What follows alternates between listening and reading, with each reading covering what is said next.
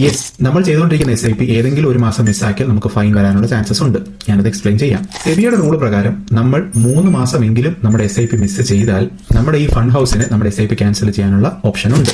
SIP cancel ചെയ്യാന്ന് വെച്ച് കഴിഞ്ഞാൽ നമ്മൾ ഓൾറെഡി ഇൻവെസ്റ്റ് ചെയ്ത പൈസ അവിടെ തന്നെ ഉണ്ടാവും. പക്ഷേ മുന്നോട്ട് നമുക്ക് ആ SIP കണ്ടിന്യൂ ചെയ്യാൻ സാധിക്കില്ല. പക്ഷേ അവർക്ക് ഒരിക്കലും നമുക്ക് ഫൈൻ തരാൻ സാധിക്കില്ല. പക്ഷേ നമ്മൾക്ക് ഫൈൻ തരാൻ പോകുന്നത് ബാങ്കുകളായിരിക്കും. മിക്ക ആളുകളും SIP സെറ്റപ്പ് ചെയ്യുന്ന സമയത്ത് നമ്മുടെ ബാങ്കുകളിൽ നിന്നും എമൗണ്ട് ഓട്ടോ ഡെബിറ്റ് ആയിട്ട് ഈ ബ്രോക്കറിന്റെ ആപ്ലിക്കേഷനിലേക്ക് പോകുന്നത് പോലെ നമ്മൾ സെറ്റപ്പ് ചെയ്തിട്ടുണ്ടാവും. അപ്പൊ നമ്മൾ SIP മിസ് ചെയ്യുന്നതിന്റെ കാരണം നമ്മുടെ ബാങ്കിൽ പൈസ ഇല്ലാത്തതാണെങ്കിൽ ഓട്ടോ ഡെബിറ്റ് അന്ന് വർക്ക് ചെയ്യില്ല. ഓട്ടോ ഡെബിറ്റ് വർക്ക് ചെയ്യാതിരിക്കുന്ന സമയത്ത് ബാങ്കുകൾ 100 രൂപ തൊട്ട് 750 രൂപ വരെ ഫൈൻ ചാർജ് ചെയ്യാനുള്ള ചാൻസസ് ഉണ്ട്. ഓരോ ബാങ്കുകളും ചാർജ് ചെയ്യുന്ന എമൗണ്ട് ഡിഫറന്റ് ആയിരിക്കും. ഇപ്പോൾ ഫണ്ട് ഹൗസസോ ബ്രോക്കറോ ഒന്നും അല്ല നമുക്ക് ഈ ഫൈൻ തരുന്നത്, നമ്മുടെ ബാങ്കുകൾ തന്നെയാണ്. അപ്പോൾ നമ്മുടെ കയ്യിൽ ആ മാസത്തെ SIP കൊടുക്കാൻ പൈസ ഇല്ലെങ്കിൽ നമ്മൾ നേരത്തെ തന്നെ ഓർത്ത് SIP പോസ് ചെയ്യാൻ ശ്രമിക്കുക.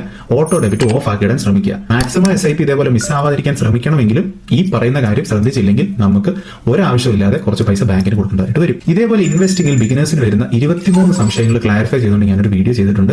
നിങ്ങൾ ഇൻവെസ്റ്റ് ചെയ്യുന്ന ആളാണെങ്കിൽ അല്ലെങ്കിൽ ഇൻവെസ്റ്റ് ചെയ്യാൻ പ്ലാൻ ചെയ്യുന്ന ആളാണെങ്കിൽ ഡെഫിനറ്റ്ലി ആ വീഡിയോ ഒന്ന് കണ്ടു നോക്കൂ. നിങ്ങളുടെ ഒരുപാട് സംശയങ്ങൾ ആ വീഡിയോയിൽ നിന്ന് മാറി കിട്ടും.